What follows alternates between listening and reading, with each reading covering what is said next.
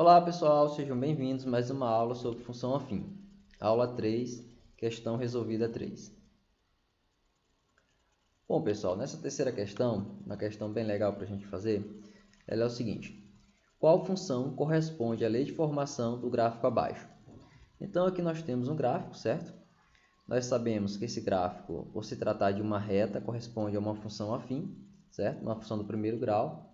Olhando as alternativas aqui que nós temos, né? Da letra A à letra E, nós vemos que todas as alternativas também correspondem a uma função do primeiro grau, certo? Uma chamada também função afim.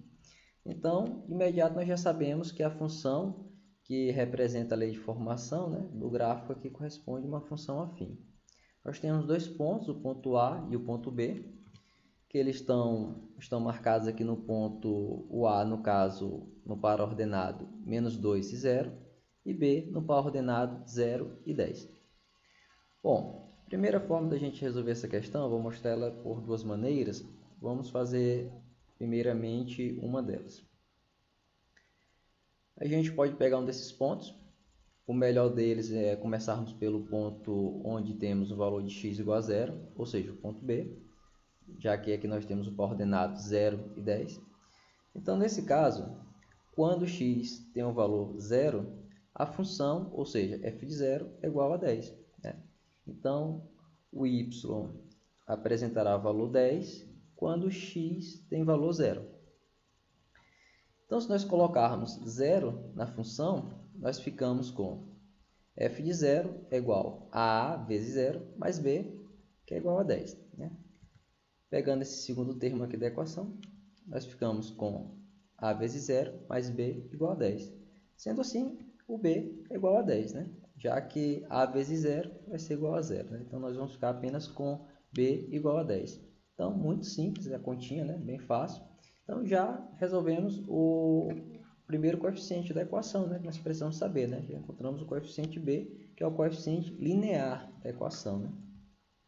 Então, aqui nós temos, já substituir aqui em cima, certo?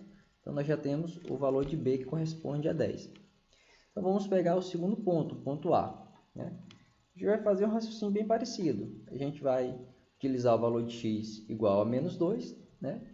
E o valor de y igual a 10, já que no ponto A nós temos o par ordenado -2 e 0. Então, f de -2 é igual a 0. Substituindo -2 na função, nós vamos ficar com f de -2 é igual a vezes -2 mais 10, que é igual a 0. Né? Pegando essa segunda parcela aqui da equação, nós vamos ficar com a vezes -2 mais 10, que é igual a 0. O 10 ele vai passar para o outro lado, né? Vai mudar o sinal, vai ficar -10. E nós vamos ficar aqui realizando a multiplicação, né? Vamos ficar com -2a é igual a -10, né? Então, -2 ele vai passar dividindo, né? Como a gente vai ter -10 dividido por -2, divisão com o mesmo sinal vai ficar positivo, né? Então, vai ficar a igual a 5. Sendo assim, nós já encontramos nosso segundo coeficiente. No caso, o coeficiente a também é chamado de coeficiente angular da reta, certo? Então, nós temos uma função f de x, que é igual a a vezes x mais b, onde a é igual a 5 e b é igual a 10. Então, olhando aqui para as alternativas, nós temos a alternativa A, certo? Então, é uma questão bem simples, bem tranquila.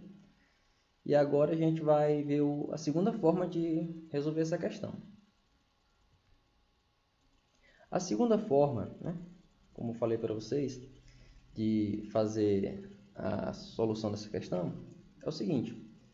Como a gente já olhou em aulas passadas, né, a questão dos coeficiente angular e coeficiente linear da reta, se você lembrar desses conceitos, você consegue resolver essa questão de forma muito mais rápida. Se você pegar o ponto B, certo? Nós temos aqui o ponto B, que nesse caso é justamente o ponto onde a função ela cruza o eixo y, certo? Esse ponto aqui, esse valor, né, que é marcado aqui no eixo y, corresponde ao valor do coeficiente linear. Então, nesse caso, o valor de b é igual a 10, porque nesse ponto a função está tocando o eixo y no ponto, na coordenada onde marca justamente o valor de 10 no eixo y. Então, o b, né, que é o coeficiente linear, corresponde a 10. Então, muito tranquilo, né? Se você lembra desse conceito, você já resolveu a primeira parte desse probleminha. Para encontrar o valor A, né, o valor de A, que é o coeficiente angular da reta, você pode aplicar o raciocínio anterior, né, mas esse a gente já mostrou, então vamos mostrar outro raciocínio. O coeficiente angular, né, como pela própria definição que nós já vimos, ele corresponde justamente à inclinação da reta, né? Então, nesse caso, se nós pegarmos aqui, né, fazendo uma análise, o ponto A e aqui o ponto B, nós vemos que se fizermos o deslocamento, certo, aqui do ponto A até o ponto B, nós vemos que percorrendo pelo eixo X, né, nós aumentamos, né, 2 unidades, né? Ele saiu de -2 e foi para 0. Então, o deslocamento no eixo X é igual a 0 menos -2, né? Que é o ponto final, que seria aqui o eixo, né? O ponto 0, menos o ponto inicial, que seria -2, né? Isso aqui no eixo X. Em relação ao eixo Y, nós temos aqui, né? Se nós fizermos aqui a trajetória, né, de A para B, se pegássemos a projeção aqui no eixo Y, né, nós teríamos que ele saiu do ponto 0, certo, em Y, e foi até o ponto onde marca 10, certo? 10 unidades aqui no eixo Y. Então, o deslocamento seria 10 menos 0, certo? Então, pelo conceito de coeficiente angular da reta, nós temos que A é igual a delta y dividido por delta x, né?